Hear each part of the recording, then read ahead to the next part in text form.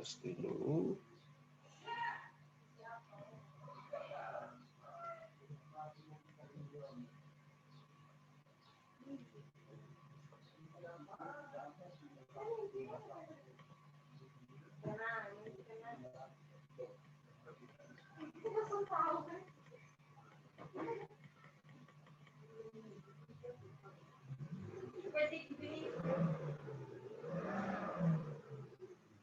Oke, minggu lalu kita sudah belajar tentang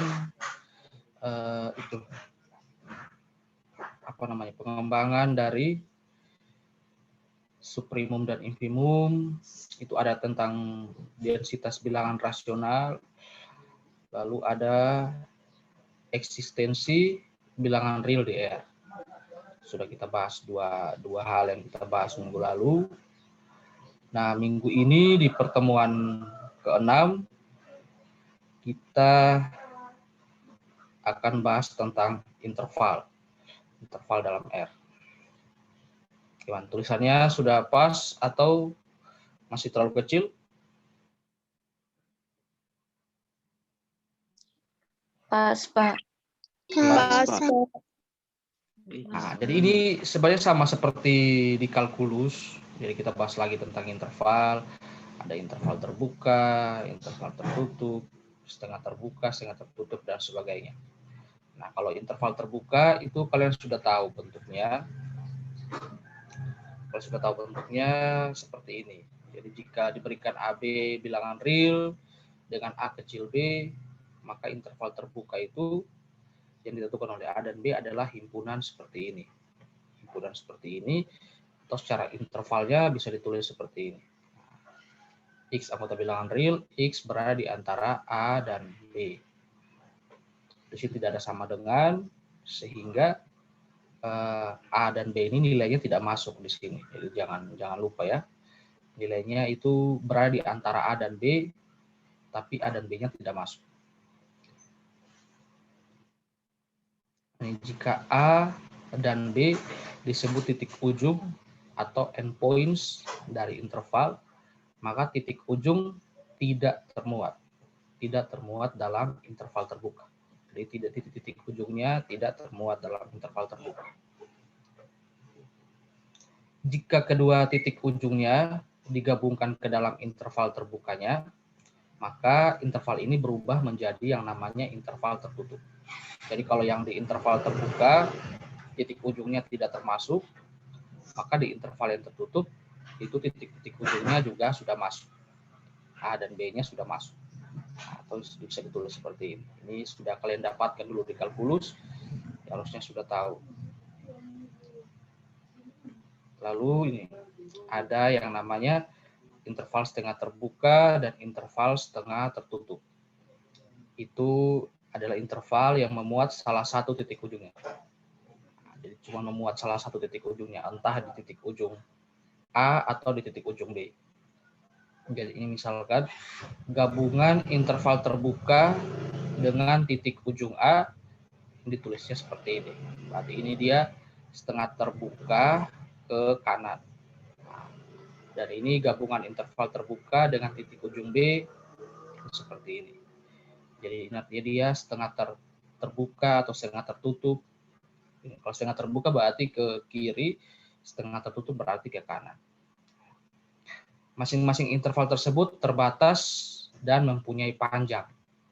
Punya panjang atau length yang didefinisikan dengan nilai dari B kurang A. Nah, jadi panjangnya itu diperoleh dari selisih antara kedua ujungnya. B kurang A. Nah, jika A sama dengan B, maka interval terbukanya berkorespondensi dengan himpunan kosong. Atau ini, intervalnya menjadi A, A sama dengan himpunan kosong. Ya karena jaraknya itu kan, jaraknya 0 di sini. Anggotanya juga dari A ke A sendiri. Berarti ini kan cuma A saja sebenarnya. Jadi dia menjadi himpunan kosong di sini, tidak ada anggota karena A-nya tidak masuk.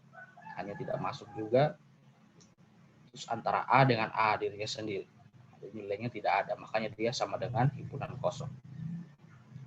Dan interval tertutupnya itu berkorespondensi dengan yang namanya himpunan singleton. Himpunan yang anggotanya itu cuma satu. Nah, itu disebut himpunan singleton. Nah, jadi interval tertutupnya seperti ini, A-nya masuk, lalu dia dari A ke A. Jadi anggotanya ya cuma A. Nah, dia dari A ke A kan. Nah, jadi anggotanya itu cuma A sendiri. Kalau yang interval terbuka, anggotanya tidak ada, karena dia dari A ke A sendiri, dan A-nya itu tidak masuk. Tidak masuk ke interval terbuka. Nah, seperti itu. Masih gampang ya, jadi bisa diikuti. Lalu ini diberikan 5 jenis interval tidak terbatas. Nah, simbol ini tahingga atau positif tahingga dan negatif tahingga digunakan sebagai simbol titik ujungnya yang tak berhingga. Interval terbuka tak terbatas. Yang pertama. Nah, ini bentuknya yang ini. Terbuka tak terbatas. Jadi ujungnya di A, ujung kirinya di A, tapi ujung kanannya di ini positif tahingga. Atau dalam bentuk himpunannya seperti ini. X anggota bilangan real dengan X besar dari A. Nah, berarti A-nya tidak masuk ya. Nilainya dari setelah A ke atas. Seperti ini. Jadi lalu yang ini yang tahingga sampai dengan B. Oh, ini harusnya min ya. Ini harusnya min di sini. Kita kurang di sini. Min tahingga sampai dengan B. Sehingga dari himpunannya bisa ditulis seperti ini. X anggota bilangan real dan X kecil B. Ini sudah pernah kita bahas. Himpunan pertama tidak mempunyai batas atas. Dan yang kedua tidak mempunyai batas bawah. Karena dia menuju tahingga di sini. Jadi himpunan pertama menuju tahingga. Himpunan kedua juga menuju min tahingga di sini. Sehingga himpunan pertama ini tidak mempunyai batas atas. Dan himpunan yang kedua ini juga tidak mempunyai batas bawah. Himpunan A, tahingga ini, interval ini, sering juga disebut dengan yang namanya sinar terbuka atau open array. Nah, ini untuk interval terbuka tak terbatas. Nah, berikutnya itu interval tertutup tak terbatas. Jadi cuman ini saja. Cuman beda ini saja. Nah, di sini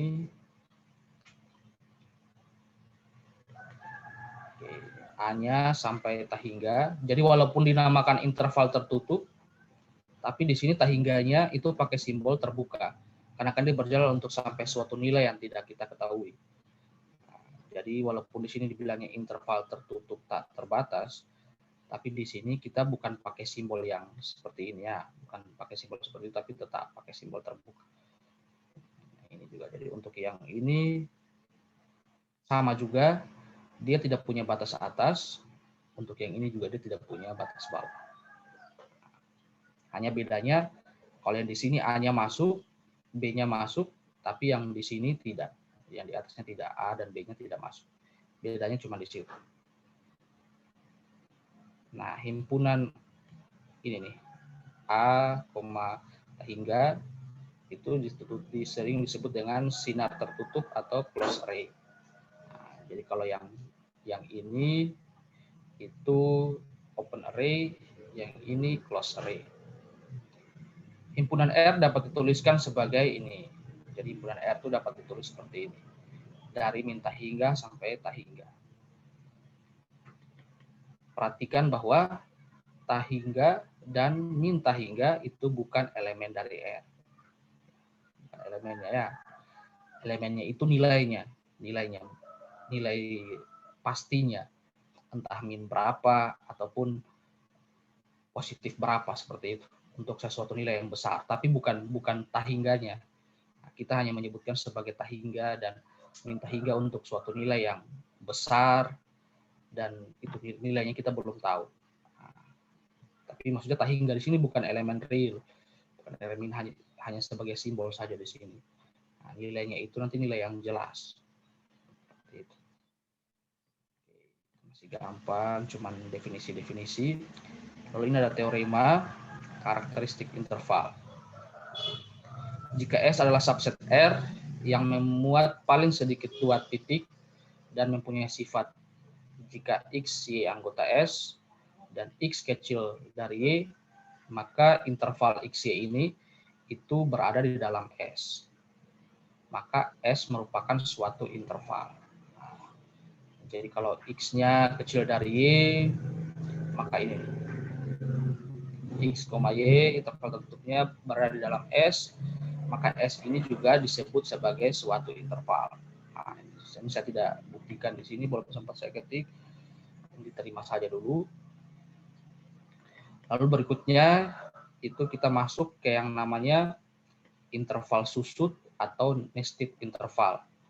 Jadi kalau dari katanya susut itu maksudnya dia menyusut begitu.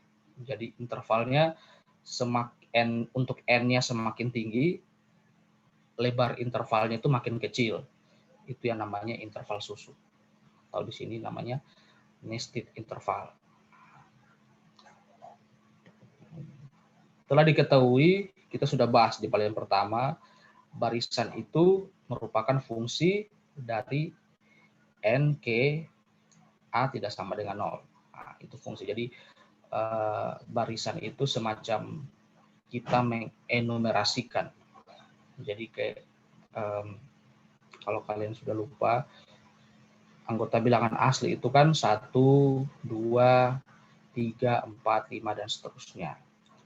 Nah, dia itu dipetakan ke suatu himpunan A tak kosong. Jadi maksudnya kita bisa bikin korespondensi satu-satu. Jadi misalkan di sini 1, 2, 3, dan seterusnya. Nah, anggota A ini apa saja? Misalkan di sini A, B, C, D seperti itu. Ataupun ini cuman salah satu contoh. Jadi ada anggotanya di sini. Itu kita bisa bikin koresponden satu-satu. Jadi oke, yang bilangan asli pertama hasilnya A, bilangan asli kedua sama dengan Y, N sama dengan 3, berarti anggotanya di sini C, dan seterusnya. Nah, seperti itu.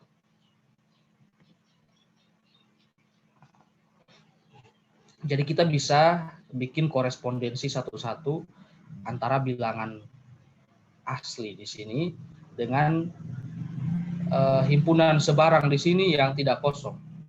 Dan catatannya itu adalah dia harus sama. Karena kalau kita bikin dia korespondensi satu-satu, maka jumlah elemennya itu harus sama. Jadi kalau di sini anggota di A ini cuma 3 elemen, ya berarti N yang di sini juga cuma diambil 3. Nah, ini sini cuma diambil 3. Jadi 1 ke A, 2 ke B, 3 ke C. Nah, kalau misalnya kita tambah 4, di sininya tidak ada anggota, ya berarti tidak usah. Nah, seperti itu. Intinya barisan itu adalah fungsi yang kita petakan dari bilangan asli ke himpunan sebarang yang tidak kosong. Bisa kita enumerasikan satu-satu. Nah, jika A adalah himpunan interval-interval, nah A ini adalah himpunan interval-interval, maka terbentuk barisan interval. Jadi A di sini itu merupakan himpunan dari interval-interval. Maka terbentuk barisan interval yang seperti ini. Biasanya barisan itu ditulis dengan tanda kurung kurawal seperti ini. Jadi barisan IN dengan N-nya itu besar sama dengan 1. Nah, berarti kalau N-nya besar sama dengan 1, berarti sudah jelas. N ini pasti anggota dari bilangan asli. Karena kan dia mulai dari 1, 2, 3, dan seterusnya. Nah, jadi ini barisan IN dengan N-nya itu bilangan asli atau N-nya itu mulai dari 1. Nah, untuk mempersingkat penulisan, barisan ini selanjutnya kita cukup tuliskan seperti ini saja.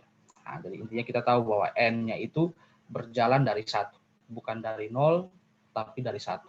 Nah, intinya kita tahu seperti itu saja. Jadi untuk mempersingkat penulisan.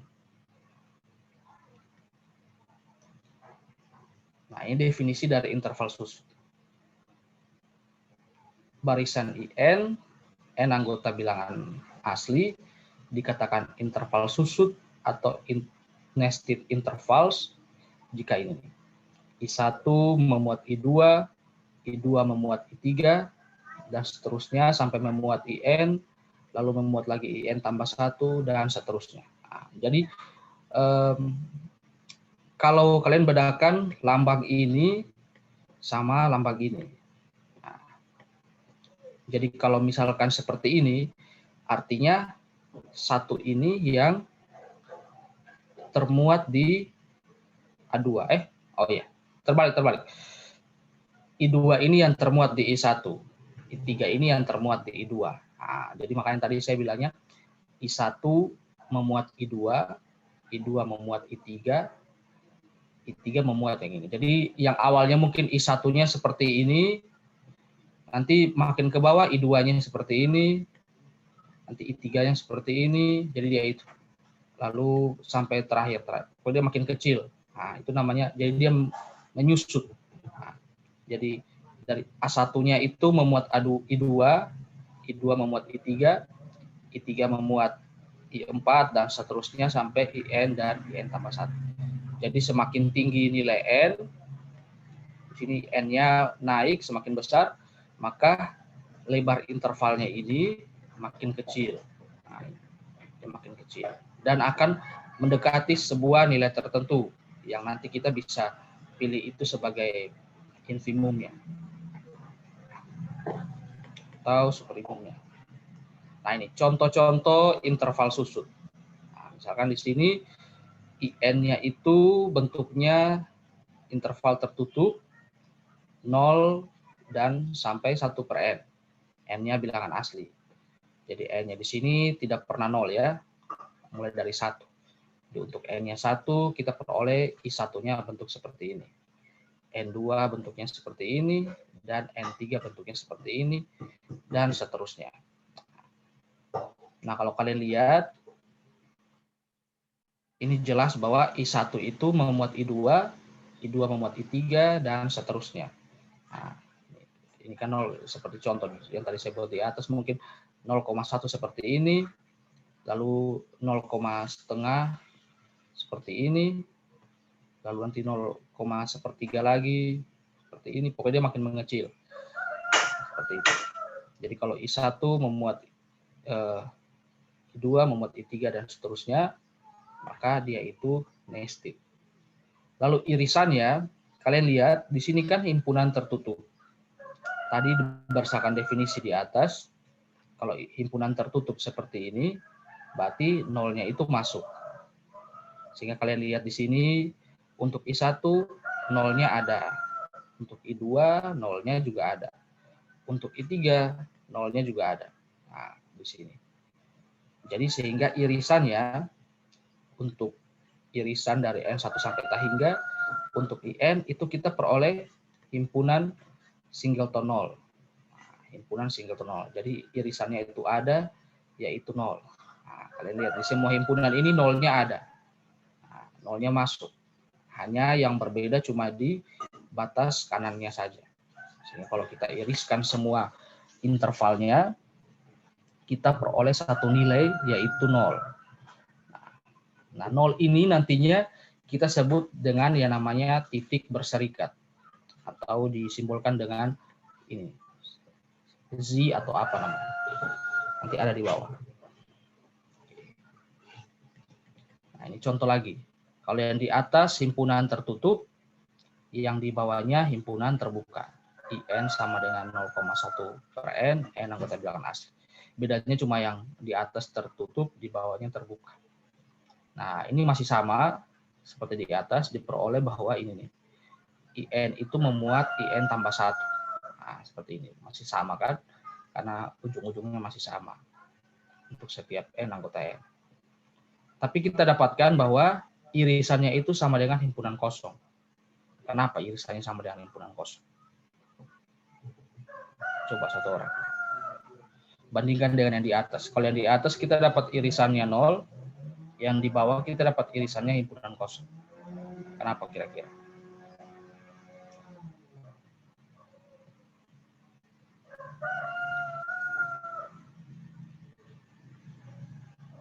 Himpunannya ini sama nanti, intervalnya sama.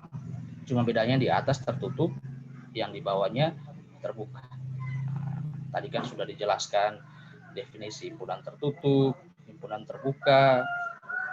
Nah, dari contoh ini irisannya kita dapat 0, tapi di sini irisannya kita himpunan kosong. Coba, siapa yang bisa? Kenapa seperti itu?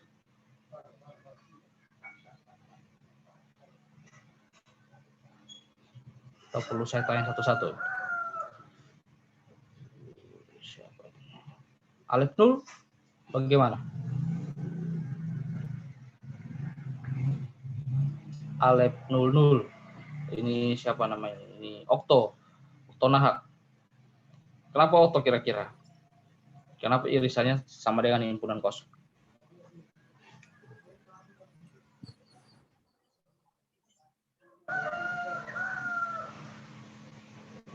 Kalau di sini kan tadi sudah bilang. Ini kan sama jelas sekali jawabannya. Ini kan himpunan tertutup. Berarti kan yang bergeraknya cuma N kan? Jadi N-nya ini yang kita gantikan dengan 1, 2, 3, dan seterusnya. Makanya di sini saat N1, I1-nya jadi interval tertutup 0,1. Saat N-nya 2, kita peroleh I2-nya sama dengan 0,1/2. Untuk N-nya 3, kita peroleh I3-nya 0,1/3.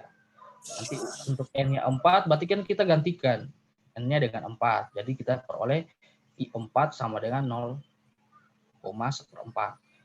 Nah, karena bentuk intervalnya seperti ini, maka pasti di setiap interval ya sudah kita ini nih, kita masukkan N-nya, nolnya pasti ada kan? Nolnya pasti ada dalam interval. Nah, yang di contoh 1 ini, nolnya masuk karena ini dia interval tertutup kan? Definisi yang tadi saya jelaskan di awal, kalau modelnya interval tertutup, maka ujung-ujungnya itu masuk semua. Nolnya masuk. Sehingga kalau kita iriskan semua interval, kan kita ambil elemen yang sama kan? Kalau irisan itu, kita ambil elemen yang sama. Sehingga dari setiap interval ini, elemen yang sama sudah jelas bahwa irisannya itu yaitu 0 di sini. Cuma ada 1 yaitu 0. Nah, kalau di sini kenapa jawaban? Kenapa dia merupakan himpunan kosong? Baik Pak, dia merupakan himpunan kosong karena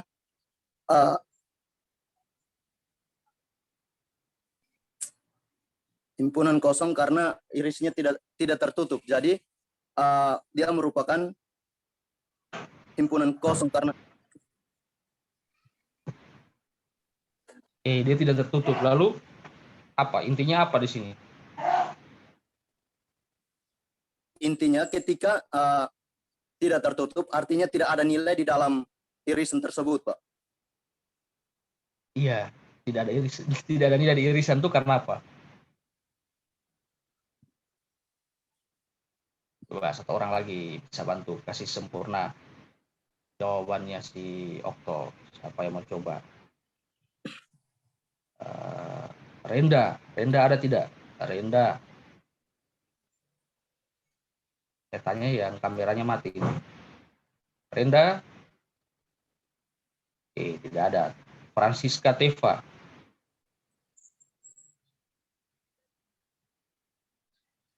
Januarius Tubaniliu. Julia Familia Kenat.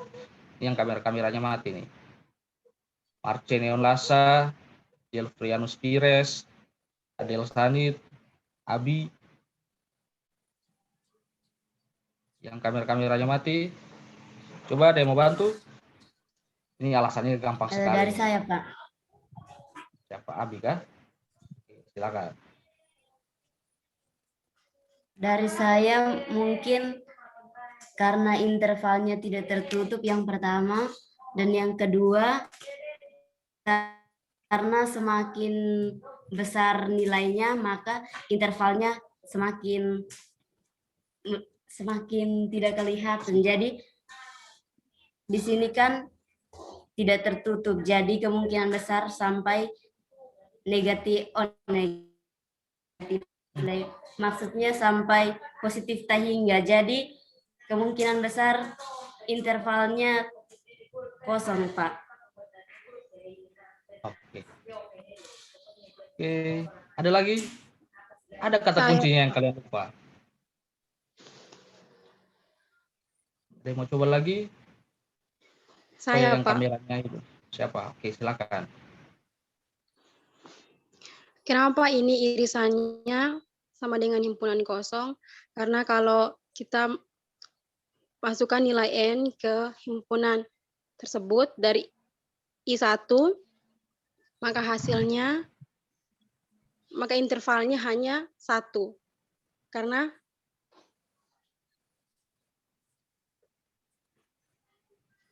Ayo, apa yuk? itu. Terus kalau I2, intervalnya hanya 1/2.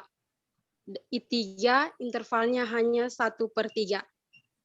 Maka dari itu, kalau kita iriskan, maka dia tidak punya, maka irisannya 1/2, 1/3 itu masuk juga ke intervalnya.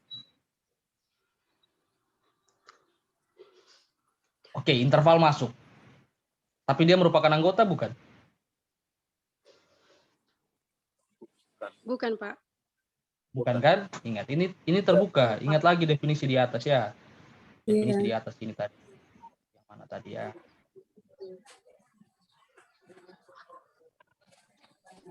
Nah, yang paling pertama.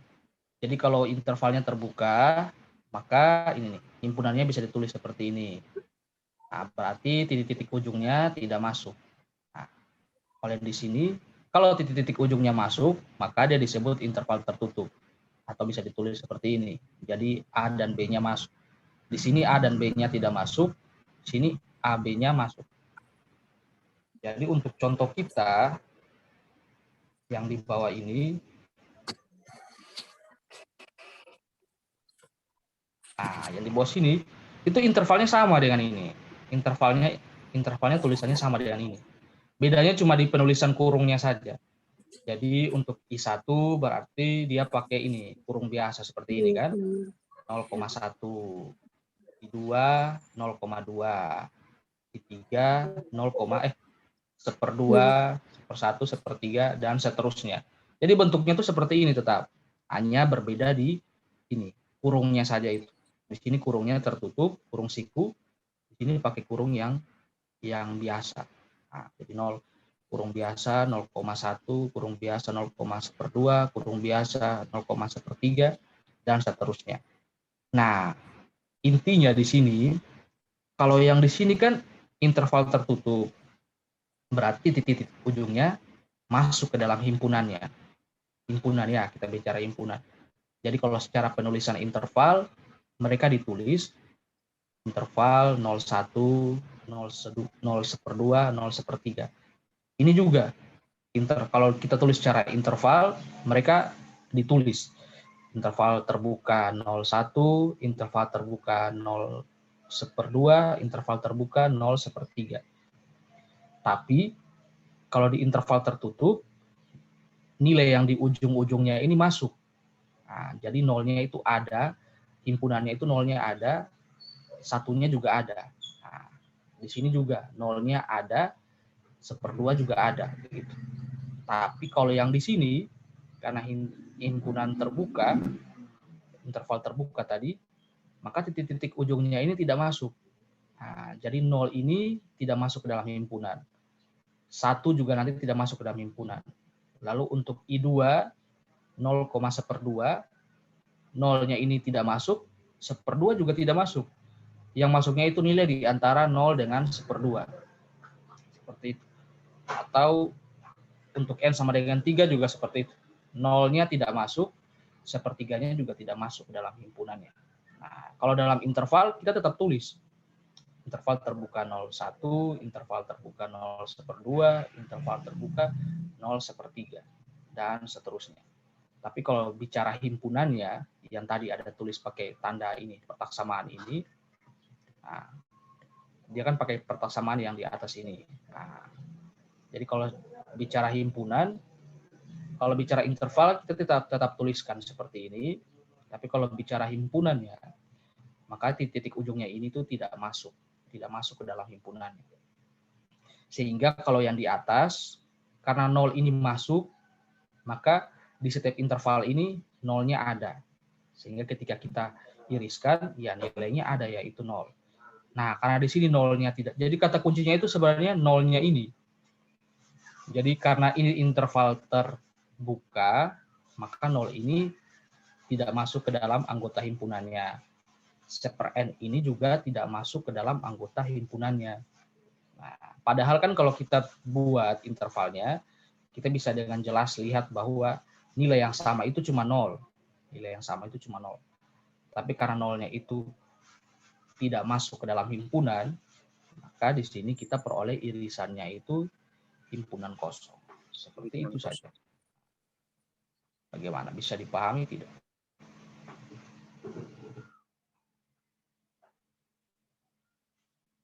Bisakah? Bisa dipahami kah? Jadi di sini irisannya sama dengan himpunan kosong karena 0-nya ini tidak masuk ke dalam anggota himpunan. Anggota himpunan.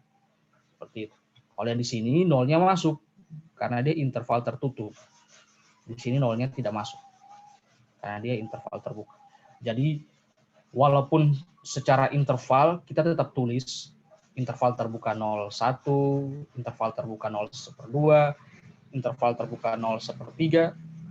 Tapi kalau bicara dalam notasi himpunan, berarti nilainya itu 0 tidak masuk. Nah, dia pakai tanda yang ini. Dia pakai tanda yang kecil saja ini. Sehingga X berada di antara 0 dan sep/n. Tapi tidak pernah sama dengan 0 dan sep/n.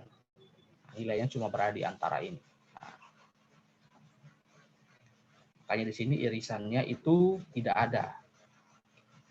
Ya, paham tidak? Ini analoginya masih sederhana ini. Jawab dulu, kalian paham tidak? Atau masih bingung?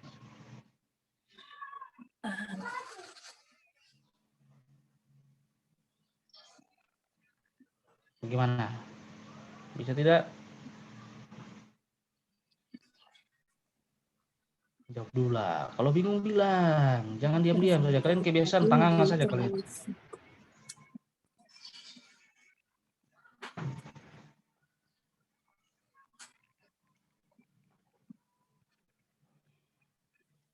Atau ini saya mesti cek satu-satu ini. Siapa ini? Ya sampai kalian juga sudah lupa konsep irisan ini. Opa. Masih ingat irisan tidak, Opa? A iris B. Aduh. A iris B itu definisinya apa? Opa.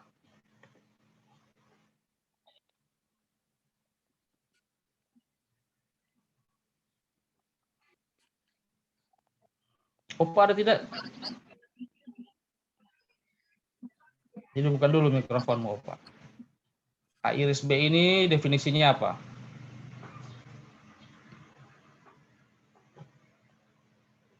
Kalau X anggota A iris B, artinya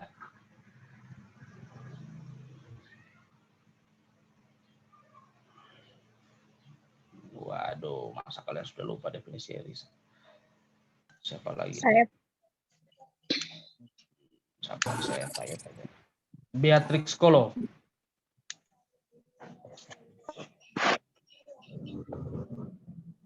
Kalau X anggota A iris B, artinya?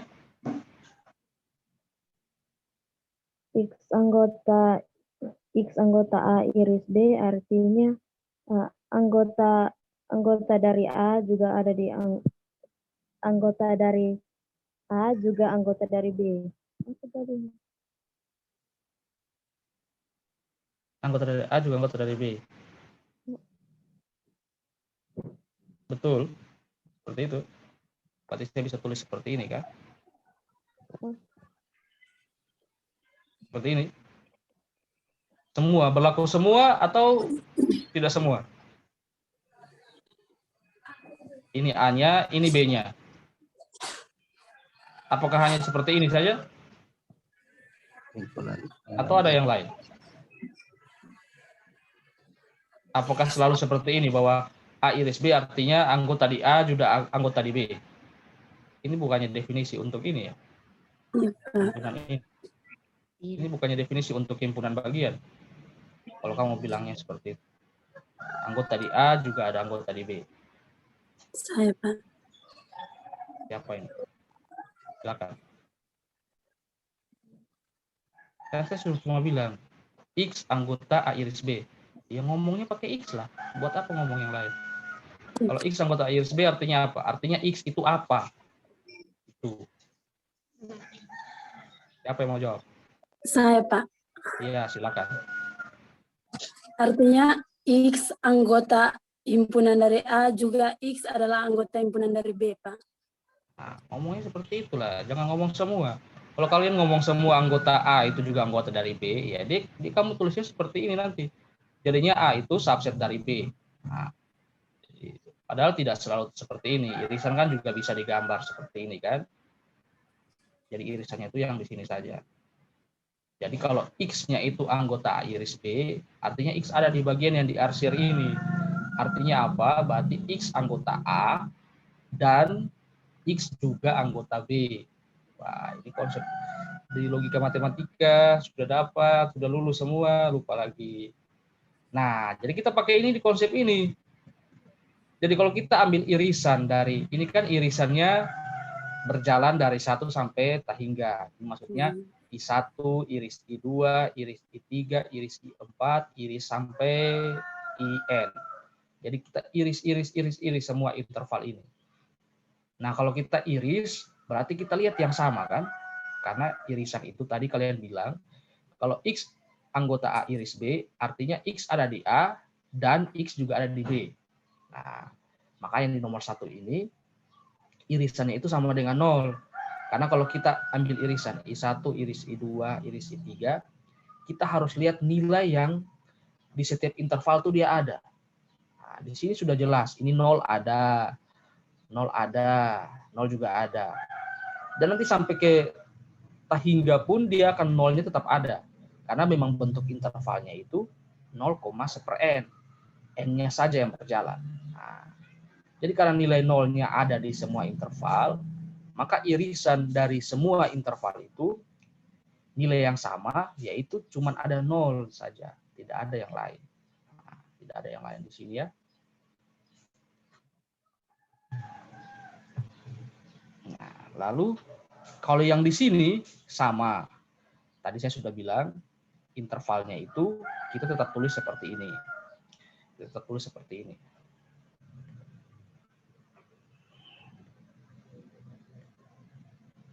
Nah, jadi kita tetap tulis 0,1 lalu ini I1. I1 sama dengan 0,1. I2 sama dengan 0,2. I3 sama dengan 0,3. Nah, dan seterusnya. Nah, kita tulis seperti ini. Kalau secara interval kan kita tulis seperti ini. Kok ini seperdua, ini sepertiga. Tapi kalau secara himpunan, kita bicara himpunan, 0,1 itu kan, kita tulisnya seperti yang tadi kan, X anggota R dengan syarat X-nya itu besar 0 dan dia kecil dari 1. Nah, intervalnya kan seperti ini. Dan juga berlaku untuk yang ini juga. Sehingga kalau di sini kita lihat, oke, 0-nya itu tidak masuk, 1-nya itu tidak masuk. Yang ada cuman nilai di antara 0 dan 1 saja, 0,1, 0,2, sampai 0,9, seperti itu misalkan. Nah, jadi kalau misalkan kita iriskan, ya tidak ada yang sama. Walaupun kalau kita lihat di intervalnya, oh ini ada yang sama nih, 0 ada, di I2 0 juga ada, di I3 0 juga ada. Tapi itu kita cuman tuliskan secara interval. Kalau secara himpunan, itu himpunan ini nilai 0-nya tidak masuk, nilai 1-nya tidak masuk. Nanti untuk himpunan yang ini juga, nilai 0-nya tidak masuk, nilai setengahnya tidak masuk. Untuk himpunan yang ini juga, 0-nya tidak masuk, sepertiganya juga tidak masuk. Sehingga kalau kita ambil irisannya, I1, iris I2, iris I3, itu tidak ada elemen yang sama. Sehingga elemennya itu, ini, atau bukan elemen, tapi himpunannya itu sama dengan himpunan kosong. Irisannya itu himpunan kosong. Tidak ada anggota yang sama. Bagaimana? Bisa dipahami tidak sampai sini? Bisa, Pak. Bisa, Pak. Bisa, Pak. Bisa, Pak. Oke. Nah, jadi intinya adalah, jadi interval susut ini, kalau kalian lihat, di atas itu merupakan interval susut, yang di bawah ini juga merupakan interval susut. Bedanya yang di atas, dia punya irisan atau punya titik berserikat, sementara yang di bawah ini dia tidak punya. Nah, jadi sini bilangnya interval susut belum tentu mempunyai titik berserikat. Nah, jadi tidak selalu punya titik berserikat ya. Kadang punya, kadang tidak. Tergantung bentuk intervalnya itu apa. Mau interval tertutup atau interval terbuka. Nah, seperti itu. Jadi tergantung itunya ya. Jadi dia belum tentu selalu punya titik berserikat. Kadang bisa punya, kadang tidak. Nah, ini pembuktian lagi. Sebab andaikan terdapat X anggota irisan ini. Nah, tadi seperti X anggota iris B. Jadi kalau terdapat X anggota irisan ini, maka X itu pasti anggota di setiap ini, IN-nya. X di anggota I1, anggota I2, anggota I3, anggota I4, dan seterusnya. Nah, ini. Kalau kita andaikan X ada, X anggota ini irisan, maka X itu elemen dari IN untuk setiap N itu anggota bilangan asli. Yang tadi itu, X anggota I1, I2, I3, dan seterusnya. Karena X positif, maka terdapat N anggota bilangan asli sedemikian hingga seper N kecil dari X. Nah, ini kita pelajari minggu lalu kah? Ada masih ingat ini namanya teorema apa yang kita pakai di sini? Ayo, teorema apa coba ayo yang kita pakai di sini? Seper N kecil X. Untuk setiap N anggota bilangan asli, karena X positif, maka terdapat N bilangan asli, sedemikian hingga seper N itu kecil X. Ini ada namanya. Sifat apa kemarin kita pakai? Ada masih ingat tidak? Materi minggu lalu.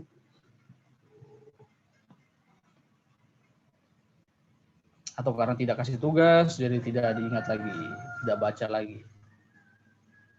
Ini kita sudah kuliah online, kalian tidak baca, ya selamat tinggal. Oke, apa yang masih ingat? Sifat apa kira-kira ini? Terus mau saya satu-satu lagi, biar semuanya jawab. Kalau tanya begini, tidak ada yang mau jawab.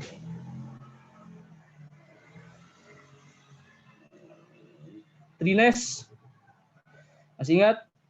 Jawabannya cuma ya atau tidak. Ingat tidak?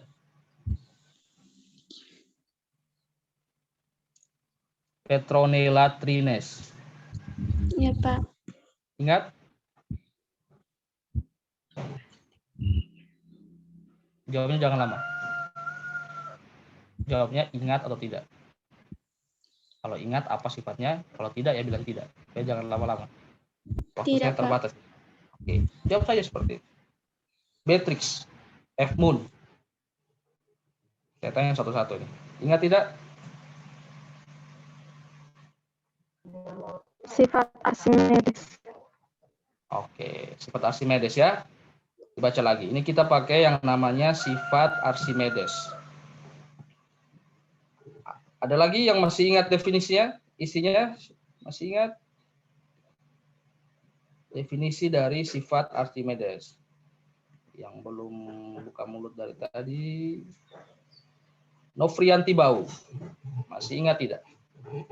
Sifat Archimedes. Tidak usah matematisnya, intinya saja. Sifat dari Archimedes itu apa?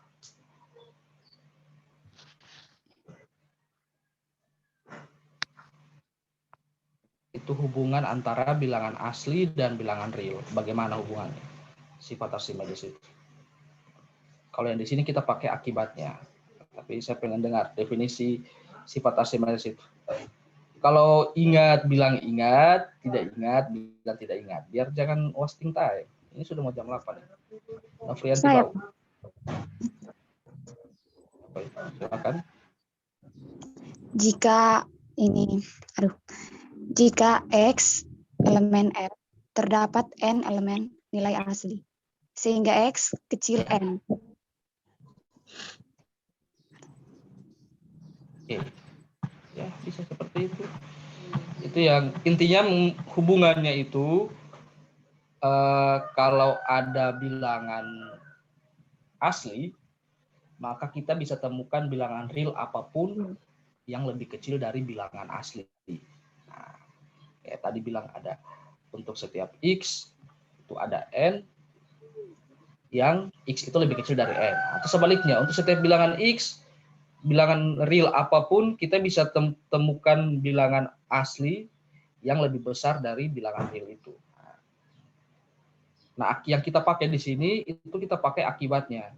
Tadi kan bilang X-nya itu kecil dari N. Tadi siapa bilang? Sali ya. Nah, ini kan jelas. Ini kalau seper N kan pasti lebih kecil dari X kan. Seper N lebih kecil dari N. X kecil dari N. Berarti seper N ini kecil dari X di sini. Seperti itu. Jadi ini kita pakai akibatnya. Maka terdapat N anggota bilangan asli, sedemikian hingga seper N itu kecil dari X. Kontradiksi dengan pengandaian. Nah, kontradiksi dengan pengandaian.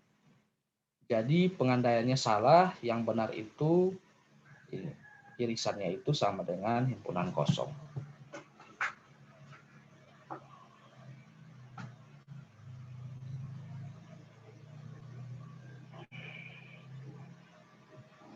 Oke, bisa dipahami ini tidak? Contoh 1 dan 2 ini.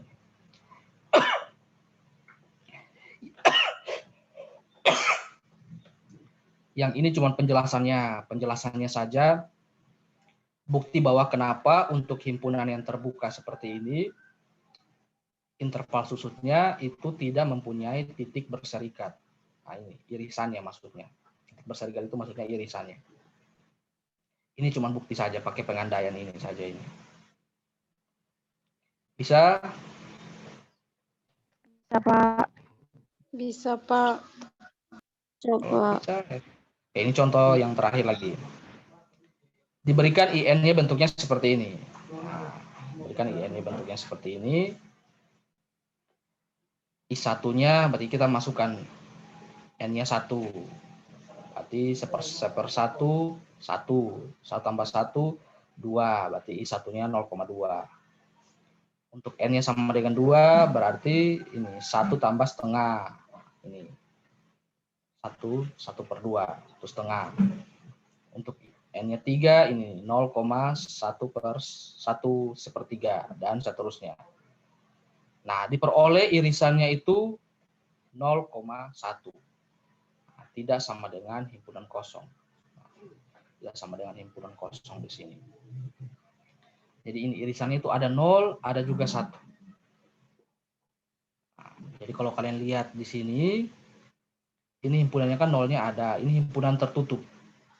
Himpunan tertutup tadi kita lihat contoh di atas, pasti dia punya elemen berserikat. Nah, elemen berserikat itu disimbolkan yang ini.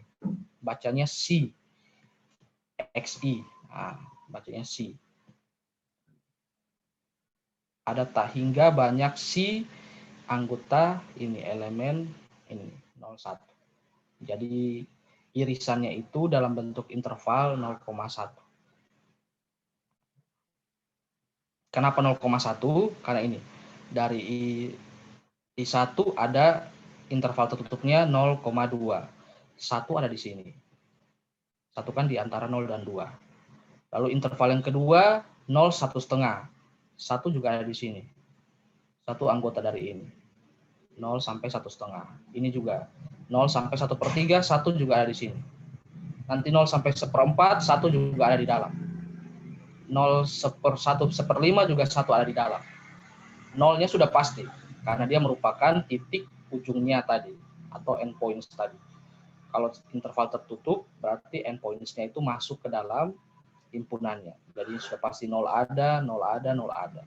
1 juga ada karena ini. 1 berada di antara 0 dan 2. 1 berada di antara 0 dan 1,5. 1 berada di antara 0 dan 1/3. 1 berada di antara 0, 1/4 dan seterusnya. Sehingga nanti kalau kita ambil irisannya, kita lihat nilai yang sama, nilainya itu ada 2 ternyata. Ada 0 dan ada juga 1.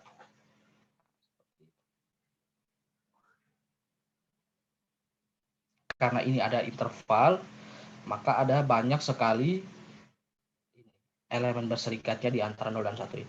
0,1, 0,2, 0,3, dan seterusnya. Nah, ini perhatikan bahwa infimum dari elemen ini 1 plus 1/n dengan n anggota n itu adalah 1. Infimumnya, ingat definisi infimum. Batas bawah terbesar. Jadi kalau kita bikin himpunannya, berarti himpunannya isinya 2, 1,5, 1/3, 1/4, 1/5, dan seterusnya.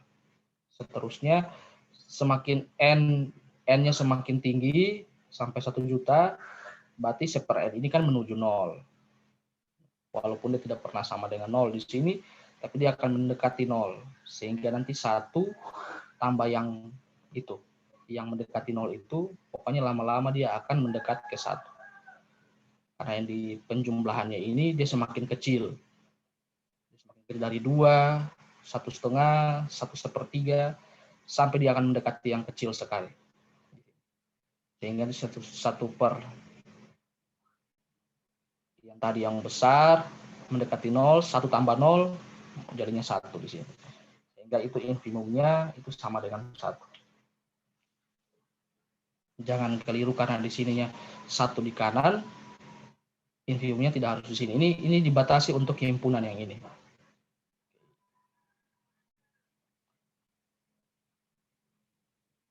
Bagaimana bisa dipahami contoh 3 yang ini?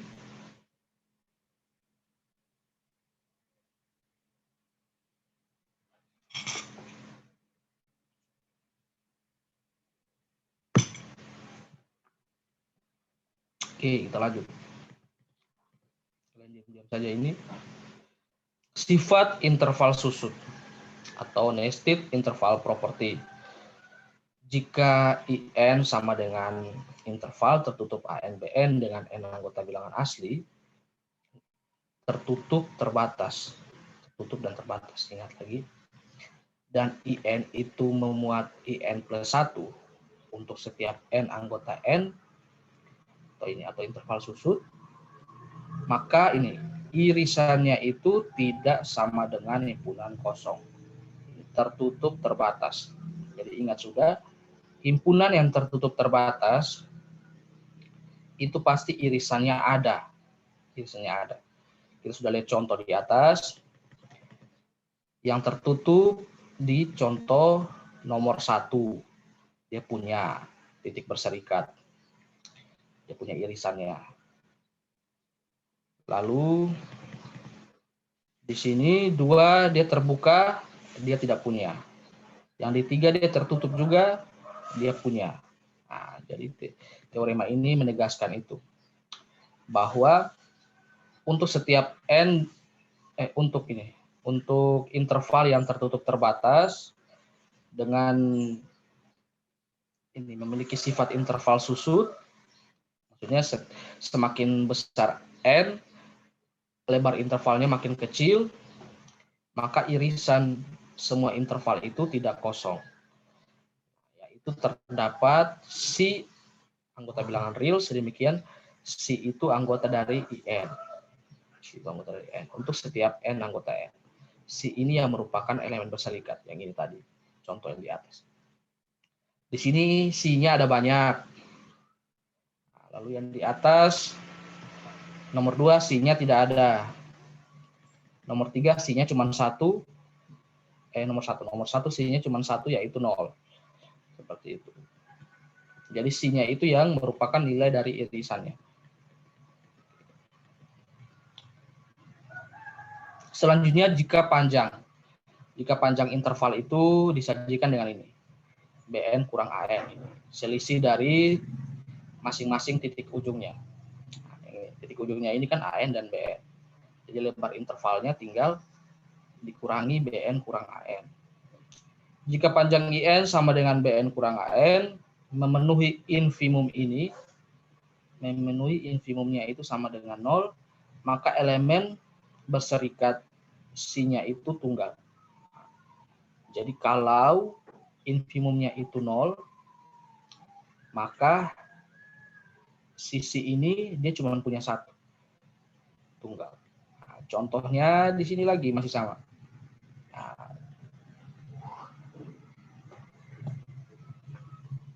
ini kalau kita bikin infimumnya, infimum dari ini, dia juga akan menuju 0. Karena di sini kan seper N, ini apa perlu kalian, kayaknya ada yang susah membayangkannya. Coba saya tes gambar dulu ya. Kalau tidak, ini yang lain cuma tengah saja nih. Apa?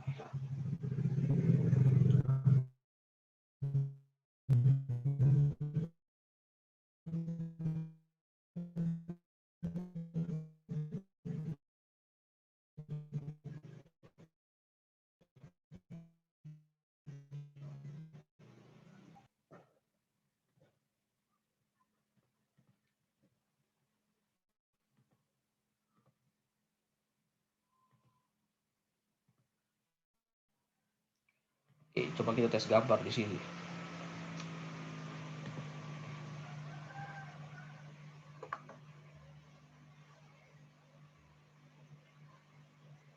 Oke, misalkan tadi himpunannya itu 0,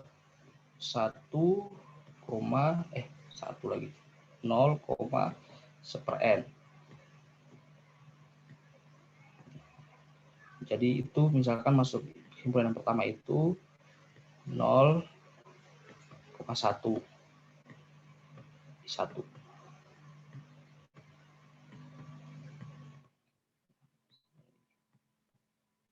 Nah, ini intervalnya itu kan seperti ini. 1, ini 0. Oke, ininya masuk ya. 1 dan 0-nya juga masuk. Dari sini pokoknya ini masuk semua. Oke. Lalu interval yang kedua itu tadi 0,1/2.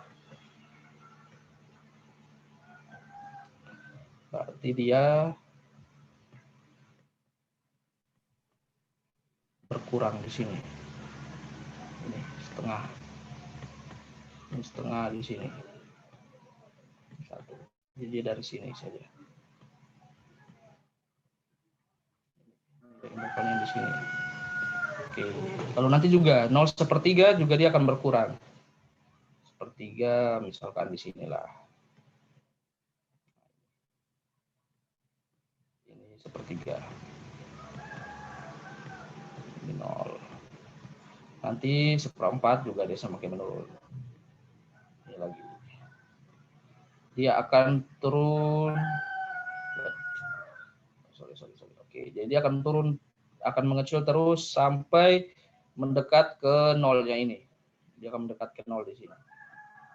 Dia akan terus mendekat ke 0. Sehingga nanti kalau kita ambil irisannya, ya ini irisannya yang sama ini semua. Irisannya yang 0 ini semua. Nilainya yang sama. Sehingga inti irisannya itu irisan dari IN-nya itu sama dengan 0. Singleton 0 di sini. Cuma punya 1 saja ya. Ini ambil nilai yang sama semua. Kalau yang tadi himpunan terbuka, berarti 0-nya kan tidak masuk. Ini tidak masuk. Sehingga 0 ini irisannya tadi itu sama dengan himpunan kosong. Kalau misalkan dia terbuka. Kalau yang tertutup dia masuk. Nah, jadi tadi teoremanya bilang, kalau infimumnya itu 0, infimumnya itu 0, maka elemen berserikatnya itu cuman tunggal, ada satu tunggal. Nah, di sini kita punya infimum dari yang ini, himpunan ini, itu sama dengan 0 di sini. Ingat lagi, infimum itu merupakan batas bawah terbesar. Jadi kalau dilihat dari sini, dia infimumnya itu 0 di sini. 0. Atau tadi infimumnya itu infimum dari BN kurang AN. Nah, kita ambil infimum dari BN kurang AN di sini.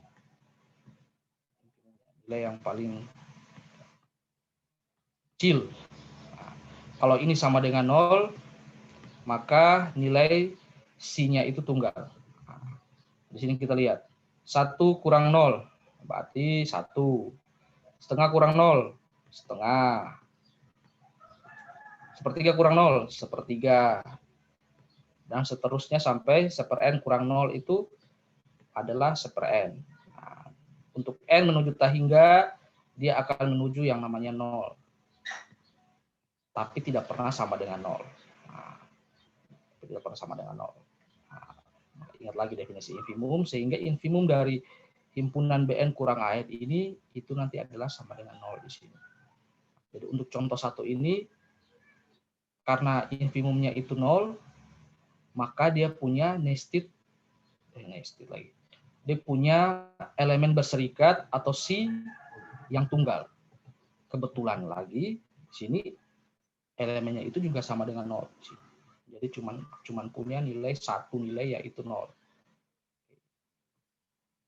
Seperti itu. Bisa tidak di kalian pahami?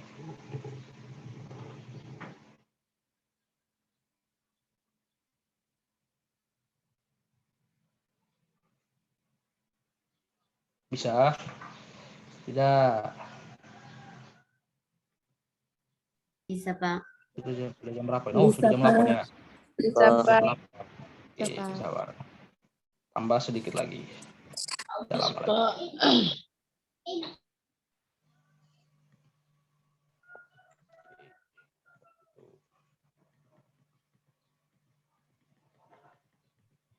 Makanya ini. Nah, ini ada pembuktiannya. Oke, semoga cukup waktunya.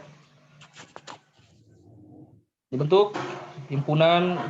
Jadi kita membuktikan, betul tidak dia tunggal. Jadi kalau sekali lagi, kalau kalian ingat, kalau mau buktikan dia tunggal, kita harus misalkan dia punya 2, dan ternyata dua-duanya itu sama. Itu kalau kita mau buktikan tunggal. Jalan berpikirnya seperti itu. Misalkan dia punya 2, dan pada akhirnya kita tentukan bahwa dua-duanya itu sama. Sehingga dia itu tunggal. Itu cara membuktikan ketunggalan. Dibentuk himpunan A ini. AN, anggota bilangan asli. Jelas A tidak kosong. Sebab A1 anggota A, dan A subset dari R. Himpunan A terbatas ke atas sebab ini. Kenapa ini? Ya karena diketahui di sini. Kita kan sudah ketahui yang jika ini yang diketahui. Berarti diketahuinya itu dari sini sampai sini itu diketahui. Nah, ini sampai di sini. Sampai di sini itu dia diketahui semua. Nah, untuk memenuhinya, oh tidak, sampai di sini diketahuinya. Makanya ini yang mau kita buktikan. Jadi diketahuinya ini semua akan dibuktikan elemennya itu tunggal. Nah, itu yang mau dibuktikan. Sehingga di sini langsung dipakai himpunan A itu terbatas ke atas karena sudah diketahui di sini. Tertutup terbatas. Lalu diketahui juga IN memuat IN tambah 1. Nah, sudah langsung dipakai di sini. Jadi jangan bingung, ini dapat dari mana Pak? Oh, diketahui ini. Ini diketahui semuanya. Yang mau dibuktikan yang ini, elemen berserikat C-nya itu tunggal.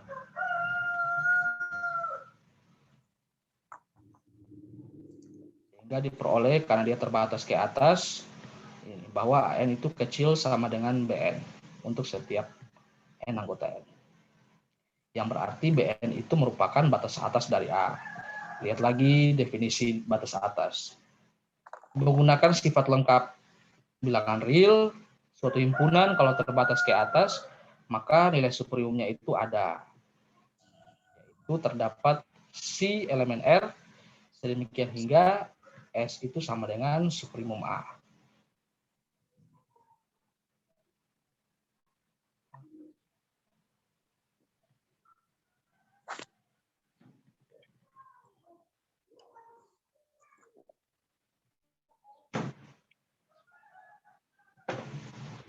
Di sini.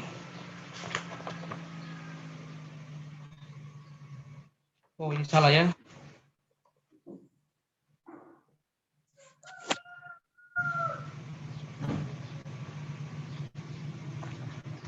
Ini kenapa muncul S tiba-tiba? Ini harusnya bukan S tapi ini C ya.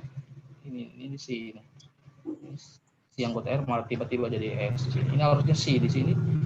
Ada terdapat C elemen R sedemikian sehingga C-nya itu merupakan supremum dari A.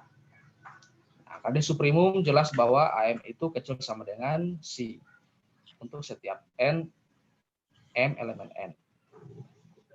Selanjutnya untuk sebarang MN berlaku yang ini. Ini karena dia kan bilangan asli. Dia naik terus. Naik terus, jadi sudah pasti AN itu lebih kecil dari AN tambah M. Lebih kecil dari BM tambah M, lebih kecil dari BM. Atau ini kita ambil ujung-ujungnya, AN itu kecil dari BM.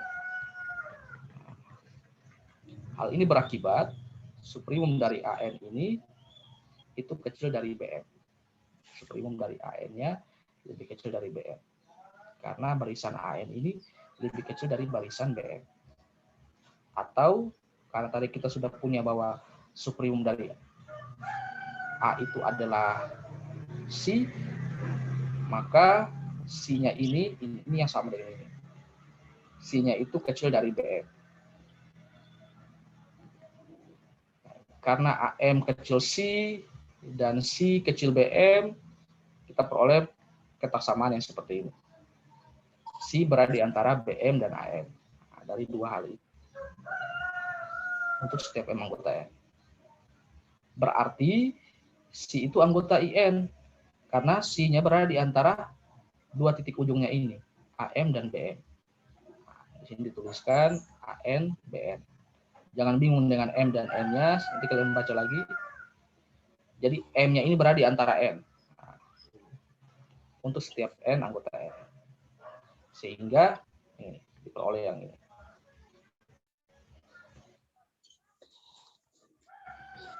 Yang berakibat sigma dari IN lagi ini.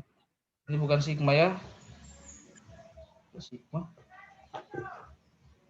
Wah, salah lagi. Ini irisan ya. Gawat ini. Ini irisan, aduh. Yang berakibat irisan dari IN itu tidak kosong. Nah, misalkan kita punya yang lain nih. Ini kan kita sudah punya C. Nah, sekarang ini baca apa? Row kah? Ah, ini row. Nah, sekarang kita punya row juga. Kalau C itu tadi kita bicara tentang supremum, row di sini kita bikinnya untuk infimum. Kita desain untuk infimum. Nah, maka dengan cara yang sama, kita peroleh si row ini juga anggota dari IM. Untuk setiap M anggota N, sehingga diperoleh ini.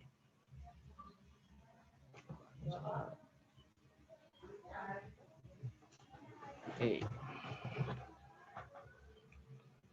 Jadi tata kita punya dua macam elemen berserikat.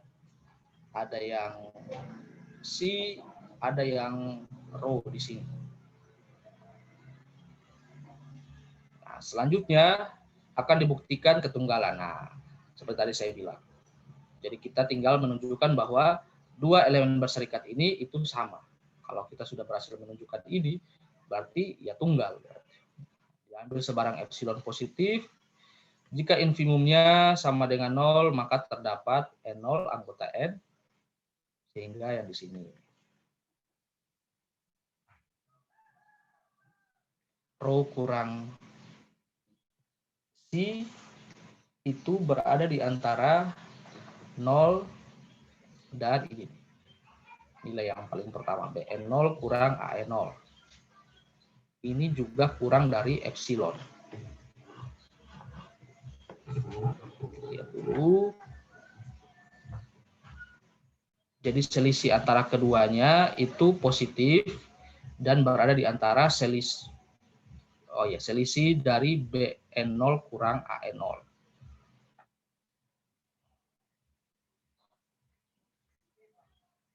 Ini juga kecil dari epsilon. Sebarang epsilon positif di sini. Atau kita tinggal ambil titik ujungnya, ini sama yang di sini. Nah, ini teorema yang sering sekali kita pakai. Kalau suatu nilai itu berada di antara 0 dan epsilon, untuk sebarang epsilon, maka berdasarkan teorema yang kita pelajari di pertemuan paling pertama, hampir setiap minggu kita pakai teorema itu, untuk sebarang epsilon positif, maka nilai yang di tengah ini kita bisa anggap dia itu sama dengan 0.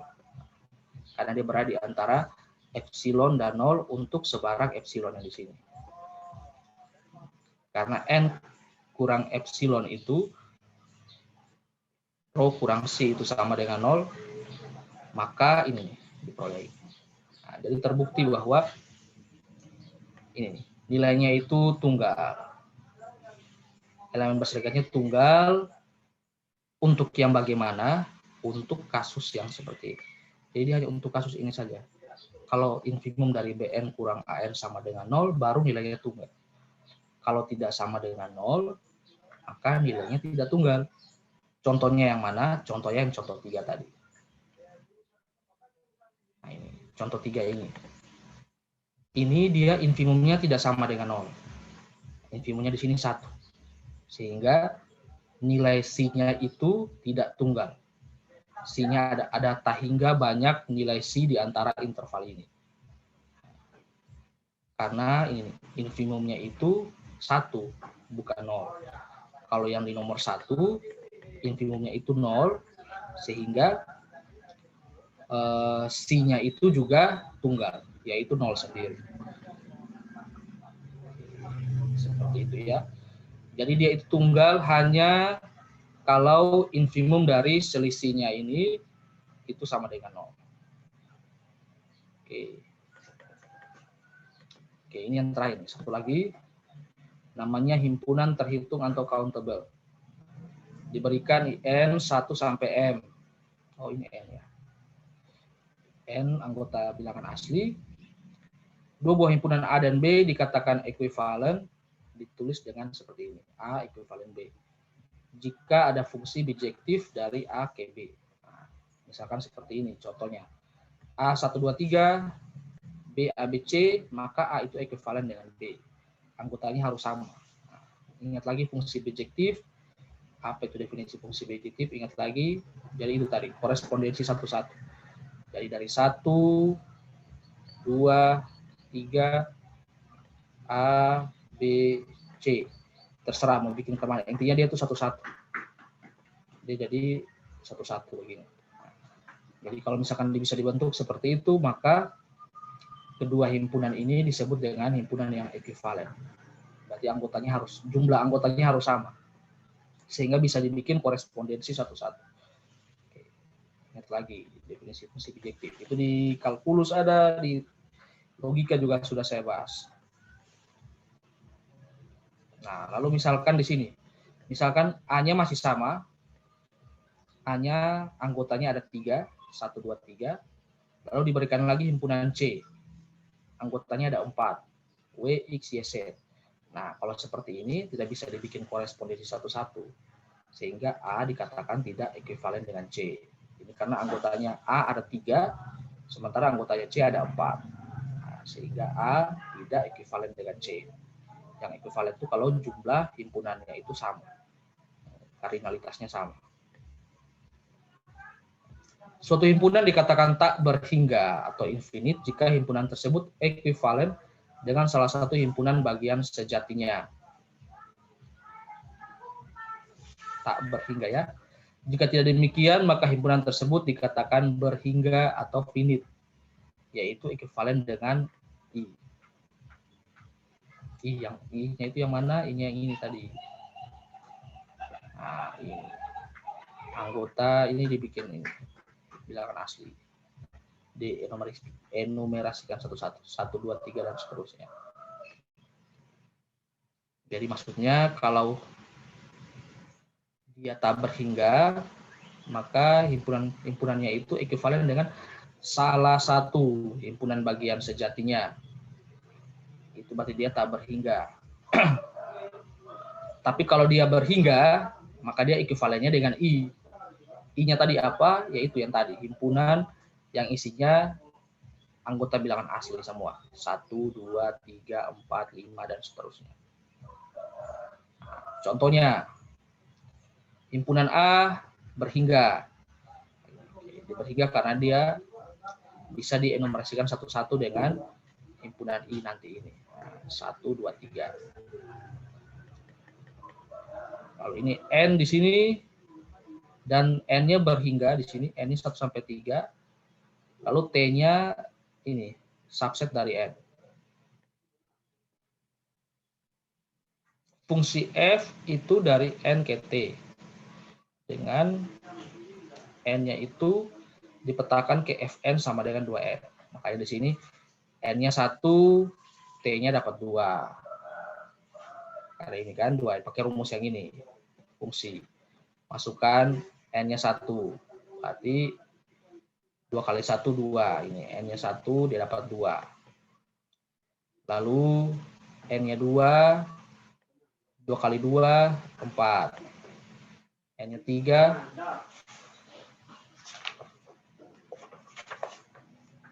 Oh, salah. N-nya 3. 3 kali 2, 6. Ini ada juga di titik di sini ya. Nah, jadi ini 1, 2,3, titik. 2, 4, 6, titik.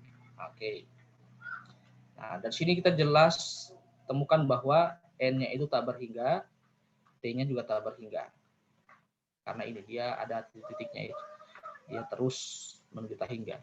Nah, seperti ini.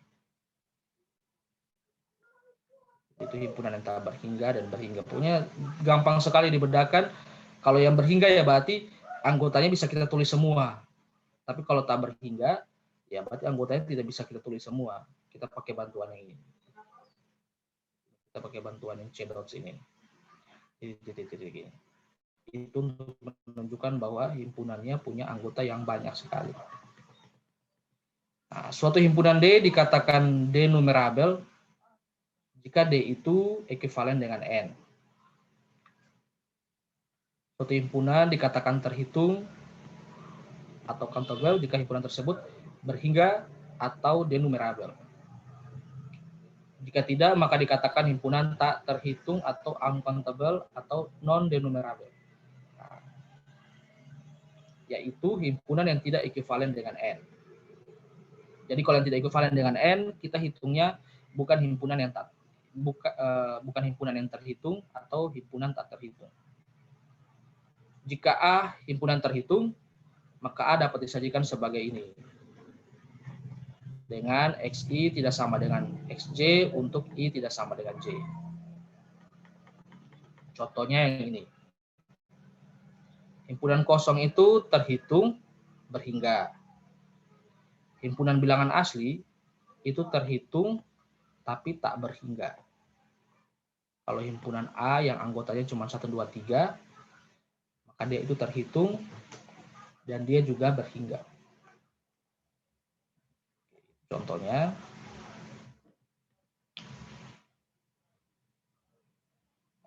terhitung itu maksudnya hitung elemennya ya. Nah, elemennya di sini. Bisa dihitung maksudnya. Dapat ditunjukkan bahwa R itu merupakan himpunan tak terhitung. Himpunan bilangan real itu merupakan himpunan yang tak terhitung. Artinya himpunannya besar sekali. Untuk membuktikannya, cukup hanya dengan membuktikan bahwa interval yang ini itu tak terhitung. Kalau kita sudah berhasil menunjukkan ini, ya yang masa yang ini kan 0,1 ini kan ada di R kan, dia itu elemen dari R. Nah, kalau yang anggota kecilnya ini saja bisa kalian bayangkan, kalau elemennya yang kecil ini saja sudah tak terhitung, apalagi yang besar ini. Nah, makanya kita cukup tunjukkan yang yang kecil ini saja. Interval yang ini kalau misalkan dia tak merupakan interval yang tak terhitung, ini kita bicaranya di real ya, bukan bilangan asli.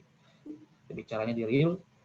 Kalau kita berhasil tunjukkan bahwa interval ini itu merupakan himpunan yang tak terhitung, berarti R itu juga merupakan himpunan yang tak terhitung. Analoginya seperti itu.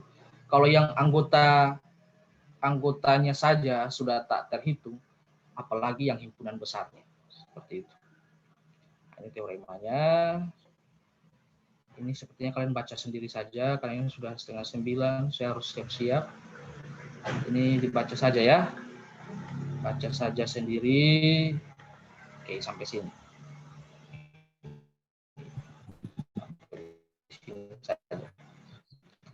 Untuk 2 ini kita pertemuan terakhir sebelum UTS. Jadi nanti setelah UTS bukan dengan saya lagi. Setelah UTS itu kalian semua sudah dengan Pak Nuki. Jadi nanti saya cuma sampai di sini saja. Sampai di sini saja. Oke, mungkin itu saja. Saya tidak tanya lagi. Atau ada yang mau bertanya sebelum kita tutup? Masih ada 5 menit. Yang sudah tadi kita bahas. Kalau tidak ada, lebih bagus lagi. Ini dibaca lagi sendiri ya. Ini banyak yang typo, nanti saya rubah dulu, baru saya share dokumennya di dulu kalian. Ya, Pak. Oke, pas dulu ya. Ya, Pak. Ya, Pak. Terima kasih, Pak. Saya coba bikin tugas beberapa biar kalian bisa kerjakan, biar kalian lebih paham lagi interval nested itu yang bagaimana, cara menentukan elemen berserikat itu yang mana. Tapi saya belum buat, nanti kalau saya sudah buat saya kirimkan tugasnya di grup. Oke, itu saja dari saya. Selamat pagi untuk kita semua. Selamat pagi, Pak. Selamat pagi, Pak. Selamat pagi, Pak.